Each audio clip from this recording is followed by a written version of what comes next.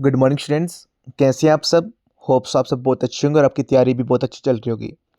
जैसे कि आप सबको पता है, पीट प्लस बी का एग्ज़ाम होने वाला है पटवारी का, राइट? तो उसके लिए बहुत सारे बच्चे क्वेरीज आ रही थी, सर प्लीज़ हमें आपका टीचिंग स्टाइल काफ़ी अच्छा लगता है, आप लंबी लंबी थ्योरी वगैरह नहीं करवाते। तो डेफिनेटली उसी प्रोसेस को कंटिन्यू करते हुए आज मैं आप सबके लिए प्रीवियस ईयर क्वेश्चंस भी लेके आया हूँ। जो भी बच्चे वीडियो पहली बार आए हैं तो प्लीज़ आप सबसे रिक्वेस्ट है, प्लीज़ चैनल को भी सब्सक्राइब कर लीजिए, जिससे आने वाली वीडियो का नोटिफिकेशन सबसे पहले आपके पास आ जाए। देखिए, मैं खुद 2 बार सिलेक्टेड हूँ, हज़ारों बच्चों को गाइडेंस दे चुका हूँ और एग्ज़ाम भी क्लियर करवा चुका हूँ, राइट? आज आपके सामने मैं ऐसे-ऐसे कुछ राज खोलूँगा। देखिए, बड़े-बड़े फैकल्टी हैं, बड़े-बड़े टीचर हैं, लंबी-लंबी थ्योरी करवा रहे हैं, पढ़ा रहे हैं, ठीक है? उनका अपने पढ़ाने का स्टाइल है, ठीक है? मेरा उनसे कुछ यूनिक अलग है, जब ये बच्चे मेरे पास आ भी रहे हैं और सिलेक्शन भी हो रहा है, राइट? तो आज मैं आप सबके लिए, देखिए, सबसे पहले मैं टिप्स के बारे में बात कर लेता हूँ। आपके एग्ज़ाम को मैंने काफ़ी एनालाइज़ किया, तो एनालाइज़ करने के बाद मुझे ये पता चला ओनली फैक्चुअल क्वेश्चंस ही आए हैं। कोई भी जो फैक्चुअल क्वेश्चंस हैं, सीधा का सीधा क्वेश्चन ही पूछा गया है। जैसे विजयनगर एम्पायर का सिंपल क्वेश्चन पूछ लिया, इंडस वैली सिविलाइजेशन का सिंपल क्वेश्चन पूछ लिया, नॉन कॉर्पोरेशन मूवमेंट का सिंपल क्वेश्चन पूछ लिया। कोई भी इंटरनली क्वेश्चन नहीं आए हैं। मतलब एग्जामिनर भी ज़्यादा दिमाग यूज़ नहीं कर रहा है कोई डीप क्वेश्चन पूछ के। जो भी टीचर लंबी लंबी थ्योरी करवा रहे हैं, मेरी आप सबसे गारंटी है, आप जहाँ पढ़ रहे हैं बहुत अच्छी बात है, ठीक है? सभी टीचर मेरे भाई ही हैं, सभी अच्छा पढ़ा रहे हैं, राइट? लेकिन देखिए, लंबी लंबी थ्योरी पढ़ने से कुछ भी आपको बेनिफिट नहीं मिलेगा, टोटली टाइम वेस्ट रहेगा, कोई कंपल्सरी नहीं रहेगा। जो भी आप थ्योरी पढ़ रहे हैं उसमें से क्वेश्चन फंसे, क्योंकि देखिए एग्जामिनर को मैंने काफ़ी एनालाइज किया हर एक क्वेश्चंस को, पिछले हर एक क्वेश्चन को मैंने एनालाइज किया प्रीवियस ईयर पेपर को, तो हर जगह उसने ऐसा ही किया है, ऊपर ऊपर से क्वेश्चन उठा लिया उसने, राइट? अभी मैं सारे क्वेश्चन भी लेके आया हूँ previous year general knowledge plus current affairs के। कोई भी डीप क्वेश्चन, एक भी क्वेश्चन नहीं है, एक भी क्वेश्चन नहीं, आई रिपीट अगेन। मतलब एक तो क्वेश्चन हो, एक भी क्वेश्चन नहीं है। तो आपको ऊपर ऊपर से ही पढ़ना है।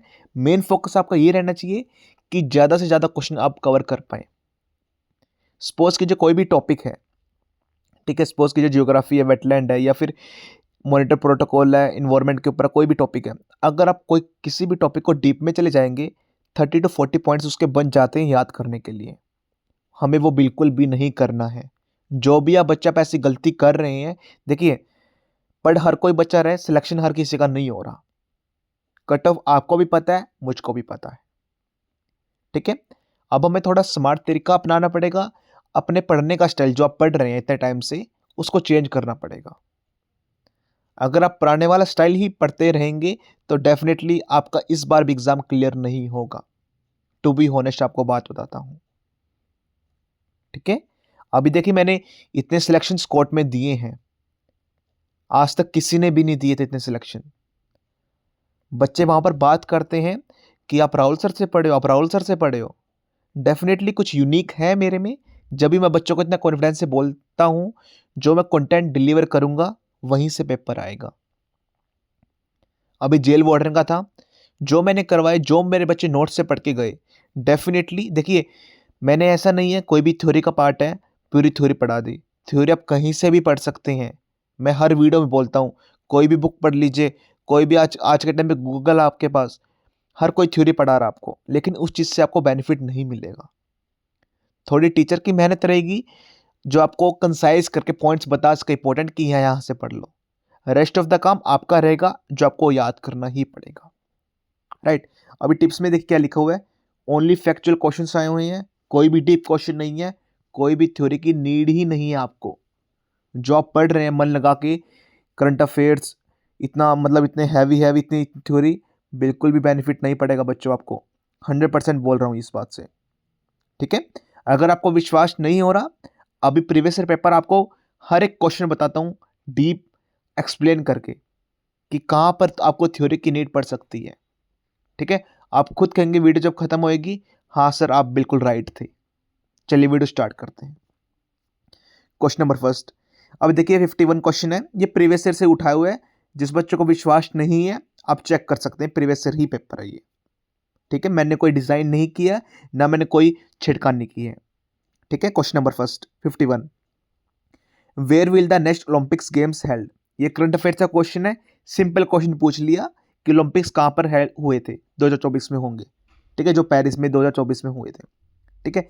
इसमें कोई भी आपसे ये नहीं पूछा किसने मेडल जीता है, क्या मतलब डीप क्वेश्चन है, कितने सर्कल्स हैं, कौन सा कलर किससे सिंबलाइज करता है, किसने मतलब सबसे ज़्यादा मेडल जीते, कुछ भी नहीं, only simple one liner question के फॉर्म में।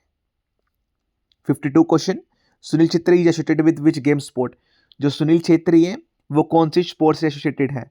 सिंपल क्वेश्चन है, बहुत बार मोस्ट कॉमन क्वेश्चन है, आपने विराट कोहली और सुनील छेत्री की एड भी देखी होंगी बहुत बार। ये फुटबॉल से एसोसिएटेड है, कुछ भी डीप क्वेश्चन नहीं है। देखिए 53rd question, the famous Puranchand Wadali is associated with which field. Puranchand Wadali कौन से फील्ड से एसोसिएटेड है। मोस्ट कॉमन क्वेश्चन है ये तो, पंजाब साइड, आपको पता ही होगा। कोई भी डीप में ये नहीं पूछा है उसने कौन से अवार्ड जीता है, किस ईयर में क्या जीता, कोई ईयर से नहीं पूछा। म्यूजिक से एसोसिएटेड है, आप सबको पता ही है, और कहाँ से है, अमृतसर से है ये, राइट। 54 क्वेश्चन, ये क्वेश्चन मैं थोड़ा सा मान सकता हूँ, ठीक है। एक क्वेश्चन जो करंट अफेयर से क्वेश्चन आया है, name the city which was host to the G20 and second education workshop meeting for 15 to 17 March 2023। जो मीटिंग हुई थी उनकी, तो कहाँ पर हुई थी, सिटी का आपको नेम बताना है। ये थोड़ा मैं क्वेश्चन मान सकता हूँ 5 से 10%, लेकिन करंट अफेयर्स में अगर आप नोट से पढ़े होंगे तो डेफिनेटली हो जाएगा भाई क्वेश्चन, बहुत पुराना क्वेश्चन है, अमृतसर, ठीक है। अब देखिए, ये एक ही मूवीज़ के ऊपर क्वेश्चन पूछ लिया, मोस्ट कॉमन क्वेश्चन। आप सभी ने मूवी भी देखी होगी, जो RRR मूवी थी उसको ऑस्कर अवार्ड मिला था, तो कौन सी कैटेगरी में मिला था, आप सभी को पता है। कितना सॉन्ग ट्रेंडिंग में गया था, नाटू नाटू वाला, best original song. 56th question, name the person who was most responsibly conferred the Padma Shri Award for his contribution in the field of trade and industry for the 2023। आप सभी को पता होगा, जो एक्सपायर हो गए थे उनको पद्मश्री अवार्ड मिला गया था, कंट्रीब्यूशन किस फील्ड के अंदर, ट्रेड और इंडस्ट्री के अंदर, Rakesh Radheshyam Jhunjhunwala. Most common question है उस टाइम का ये, हर करंट अफेयर्स में हर किसी ने पढ़ा होगा ये वाला क्वेश्चन, राइट। देखिए, मैं अभी आपको ये नहीं गिना रहा हूँ कि ये क्वेश्चन कहीं से आया नहीं आया, सिर्फ मैं ये बताना चाह रहा हूँ आपको लंबी लंबी थ्योरी पे फोकस नहीं करना है, ठीक है। वन लाइनर के फॉर्म में अगर आप क्वेश्चन पढ़ रहे हैं, नोट्स से पढ़ रहे हैं, तो डेफिनेटली आपका हो जाएगा, ठीक है। अब नेक्स्ट क्वेश्चन देखिए, नर्सरी ऑफ फुटबॉल कौन से टाउन को हम बोलते हैं, महलपुर को बोलते हैं, ये तो आप सभी को पता ही होगा।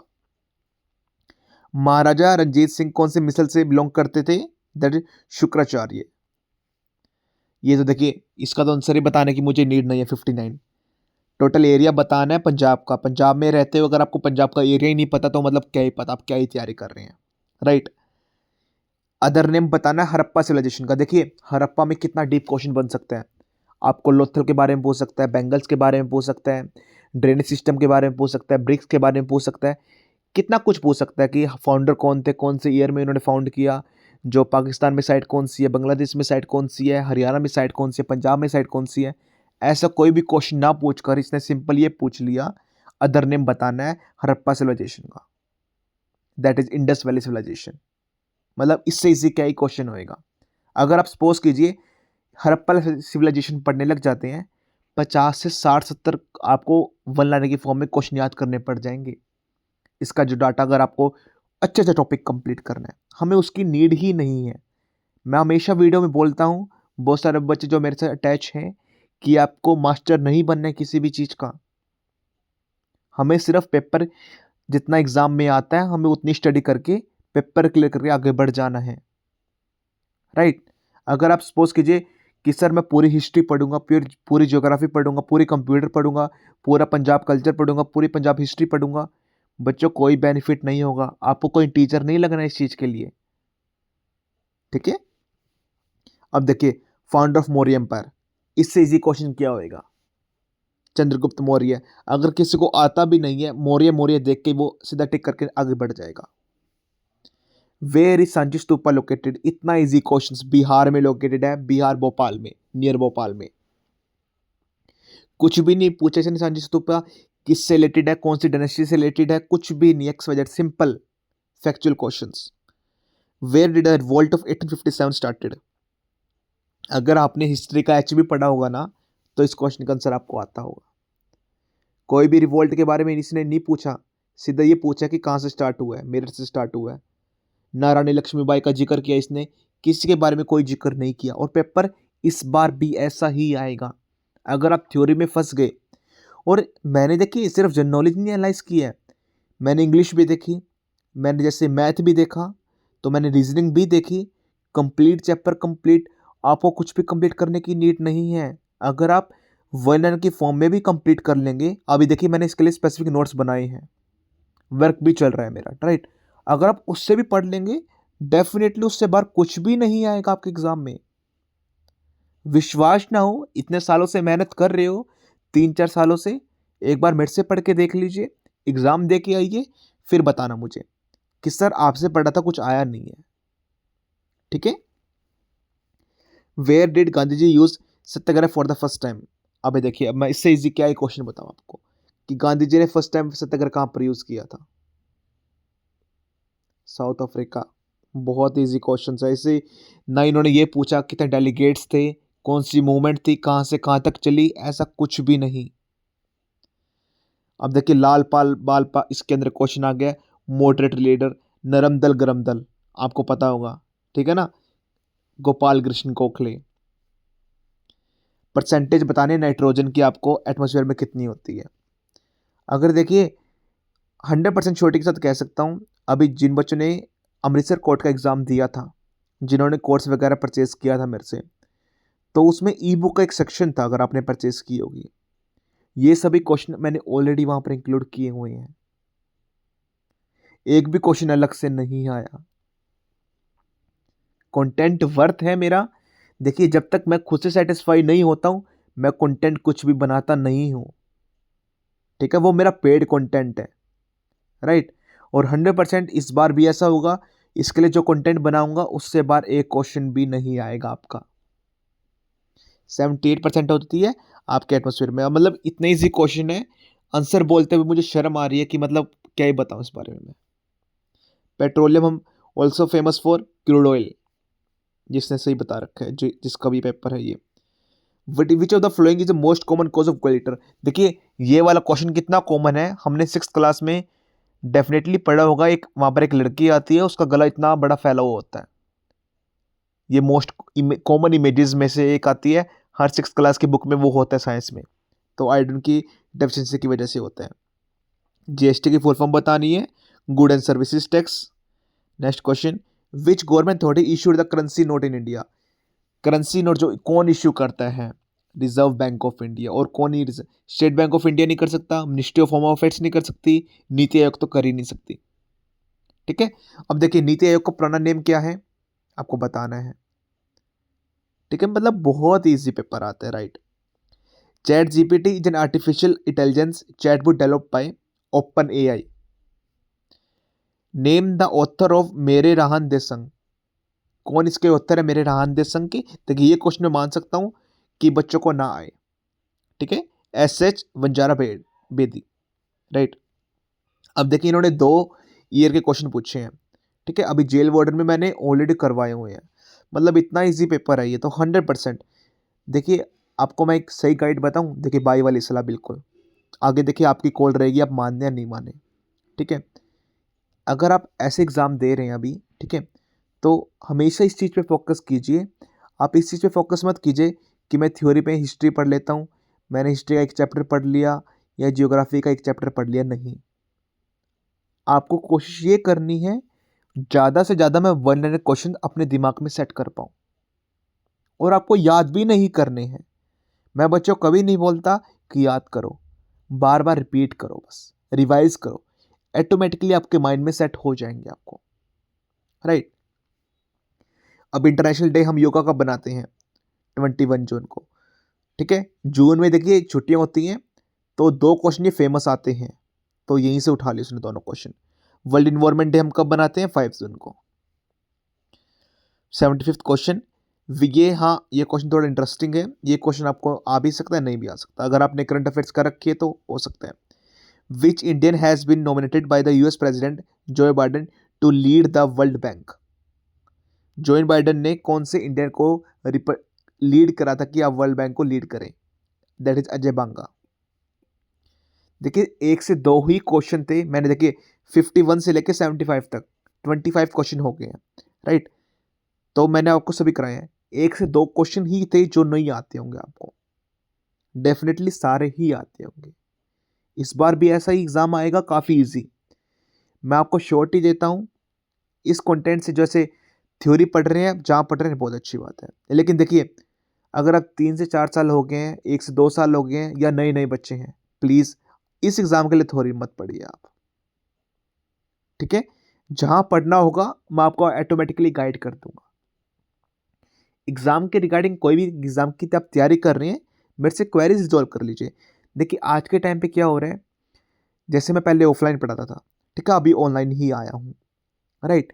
तो क्या रहता है, इस बार बच्चे और टीचर में काफ़ी बड़ा गैप आ गया है, ठीक है। उसी गैप को कम करने के लिए देखिए आप मेरे से कॉल कर सकते हैं, एग्ज़ाम के रिगार्डिंग गाइडेंस ले सकते हैं। कुछ भी दिक्कत आ रही है, कोई एग्ज़ाम की प्रिपरेशन कर रहे हैं, सर मुझे ये चीज़ समझ में नहीं आ रही, ठीक है, आप गाइडेंस ले सकते हैं। डेफिनेटली जितना मेरे से हो सकेगा मैं आपको हेल्प करूँगा, राइट। इसके लिए मैं कोर्स लॉन्च करूँगा भी, ठीक है, वन लाइन के फॉर्म में रहेगा। लंबी लंबी थ्योरी कुछ भी नहीं पढ़नी है आपको, सिर्फ उसे फिनिश कर लीजिएगा एग्ज़ाम तक। 100% एग्ज़ाम इतना अच्छा जाएगा, आप एग्ज़ाम के बाद मेरे से मिलने आओगे स्पेशल, मैं आपको गारंटी देता हूँ ये रहा, ठीक है। एग्ज़ाम के रिगार्डिंग और कोई भी क्वेरीज है, feel free to contact me.